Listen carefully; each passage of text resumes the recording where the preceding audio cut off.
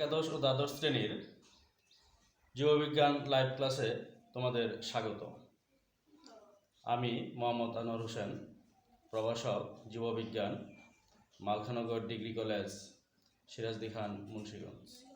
আশা করছি তোমরা বাসায় নিয়মিত পড়াশোনা করতেছ। ধারাবাহিক লাইভ ক্লাসের শুরুতেই আজকে যে টপিকসটি নিয়ে আলোচনা করব তা হচ্ছে আমাদের জীববিজ্ঞান প্রথম পত্রের নবম অধ্যায় থেকে গ্লাইকোলাইসিস।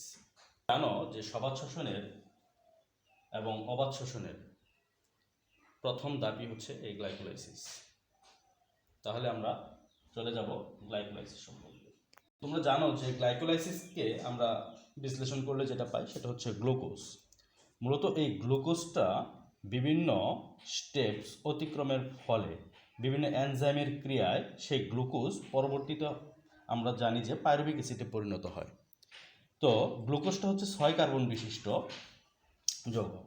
তো সেটা বিভিন্ন স্টেপস এবং এনজাইমের ক্রিয়ায় পরবর্তীতে 3 কার্বন বিশিষ্ট 2 অণু পাইরুভিক অ্যাসিডে পরিণত হয়। তো আমরা সেই স্টেপসগুলো দেখব যে কতগুলো স্টেপস অতিক্রমের মাধ্যমেই সেই পাইরুভিক অ্যাসিডটা পাওয়া যায়। আমরা দেখব যে সেই স্টেপসগুলো কি কি।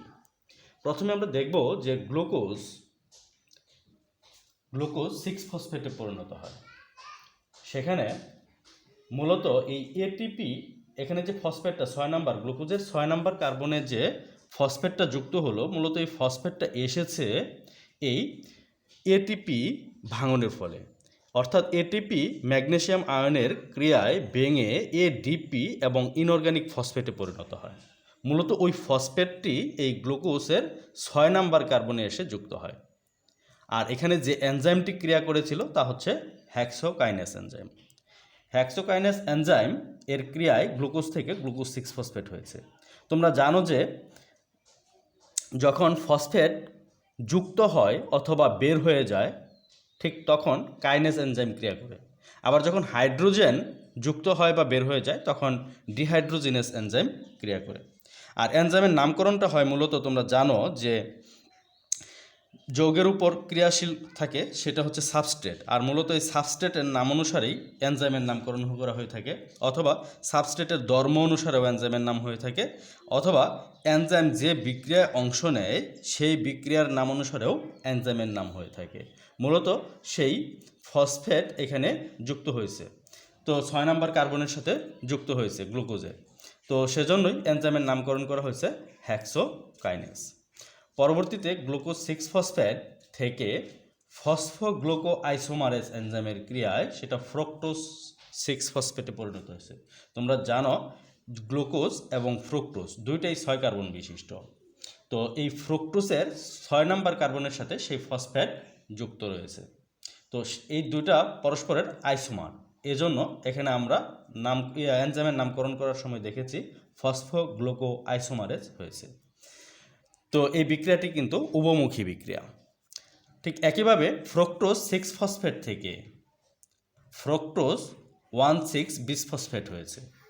আমরা দেখছি যে এখানে 1 নাম্বার কার্বনে আরেকটি ফসফেট যুক্ত হয়েছে। এই 1 নাম্বার কার্বনে যে ফসফেটটি যুক্ত হয়েছে সেটা এসেছে আবার এই এটিপি ভাঙনের ফলে, যে এডিপি এবং ইনঅর্গানিক ফসফেট যুক্ত হয়েছে ম্যাগনেসিয়াম আয়নের ক্রিয়া, সেই ফসফেটটি এসে 1 নাম্বার কার্বনে যুক্ত হয়েছে। আর এই 1 নাম্বার কার্বনে এবং 6 নাম্বার কার্বনে এই ফসফেট যুক্ত হওয়ার কারণে দুইটা ফসফেট যুক্ত হয়েছে, এজন্য এটাকে আমরা বলবো বিসফসফেট, যেটাকে আমরা ডাইফসফেটও বলতে পারি। তো সুতরাং সেটাকে আমরা বলবো ফ্রুক্টোজ 1,6-বিসফসফেট। এখানে যে এনজাইম ক্রিয়া করেছে সেটা হলো ফসফোফ্রুক্টোকাইনেস এনজাইম। যেহেতু এখানে ফসফেট বের হয়ে গেছে, সুতরাং এটিপি থেকে বের হয়ে এই ফ্রুক্টোজে 1 নাম্বার কার্বনে যুক্ত হয়েছে। সুতরাং এখানে এই ফসফেট বের হয়ে যাওয়ার কারণেই কিন্তু এখানে কাইনেস এনজাইম কাজ করেছে।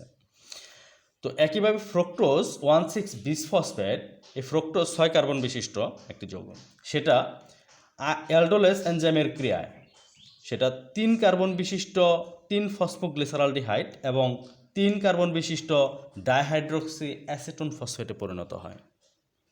তো এখানে এইটা হচ্ছে গ্লিসারালডিহাইড, তার মানে এটা হচ্ছে অ্যালডিহাইড যৌগ। এটার 3 নাম্বার কার্বনের সাথে ফসফেট যুক্ত রয়েছে, এটা 3 কার্বন বিশিষ্ট। ডাইহাইড্রোক্সি অ্যাসিটোন ফসফেট এটা হচ্ছে একটা কেটোন যৌগ এবং এটাও 3 কার্বন বিশিষ্ট একটি যৌগ। তো আমরা এখন এই হিসাবটা করব 3 ফসফোগ্লিসারলডিহাইড থেকে কিভাবে পাইরুভিক অ্যাসিড পাই। যে স্টেপসগুলো আমরা অতিক্রম করে পাইরুভিক অ্যাসিড পাবো ঠিক হুবহু ডাইহাইড্রোক্সি অ্যাসিটোন ফসফেট থেকেও পাইরুভিক অ্যাসিড পাবো।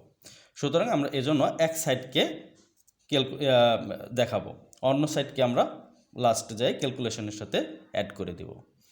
তো 3 ফসফোগ্লিসারলডিহাইড, এখানে ফসফোগ্লিসারলডিহাইড ডিহাইড্রোজিনেস এনজাইমের ক্রিয়ায় সেটা 1,3,20 ফসফোগ্লিসারিক অ্যাসিডে পরিণত হয়।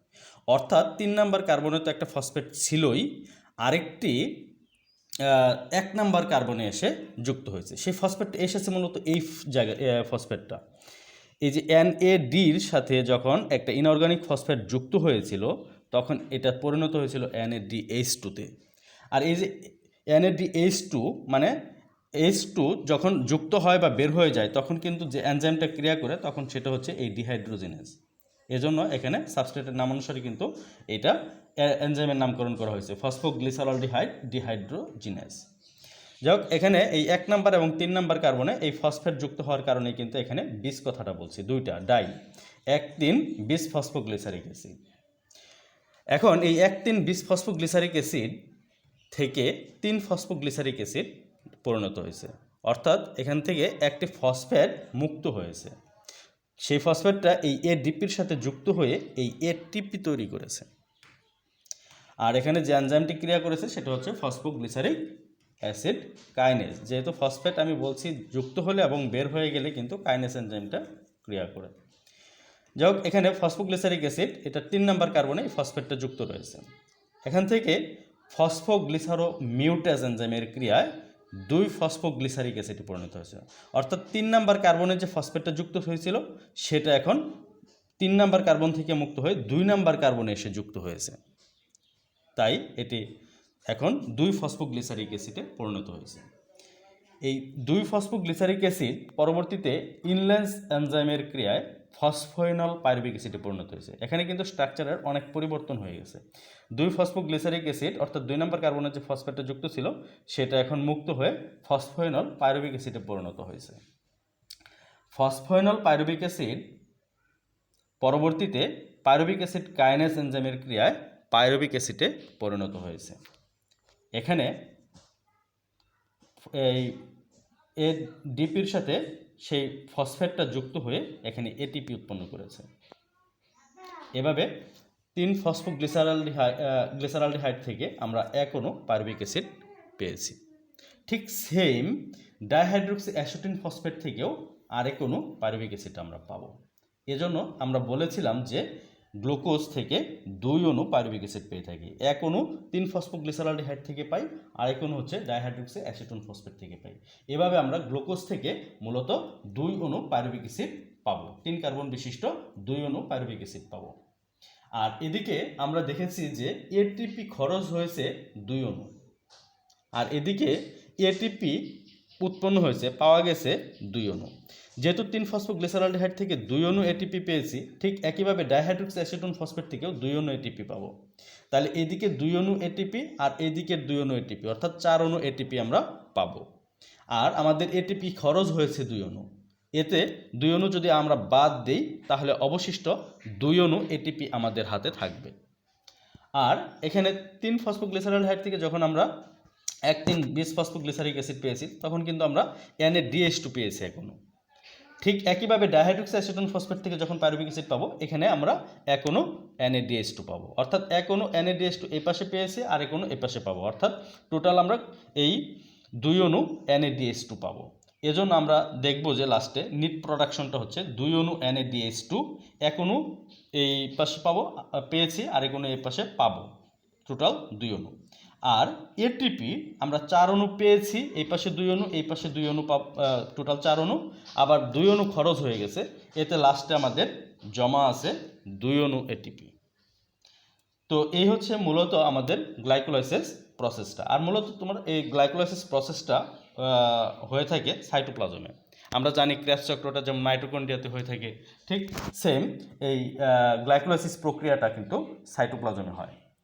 তো তোমরা একটু জেনে রাখবে যে 1 নাম্বার, 3 নাম্বার আর 9 নাম্বার এই তিনটা ধাপ মূলত হচ্ছে একমুখী। 1 নাম্বার ধাপটা, 3 নাম্বার এবং 9 নাম্বার এই তিনটা ধাপ একমুখী, আর বাকি ধাপগুলো কিন্তু উভমুখী। এই হচ্ছে মূলত আমাদের গ্লাইকোলাইসিস প্রসেস। আশা করছি তোমরা সবাই বুঝতে পেরেছ। তো তোমরা আশা করি বাসায় গ্লাইকোলাইসিস প্রসেসটা সুন্দর করে পড়বে এবং অনেকবার প্র্যাকটিস করবে। এটা আসলে মনে রাখা তোমাদের জন্য হয়তো বা কঠিন। তো যত বেশি প্র্যাকটিস করবে, প্র্যাকটিসের মাধ্যমেই আশা করছি তোমরা এটা পুরোপুরিভাবে তোমাদের আয়ত্তে চলে আসবে।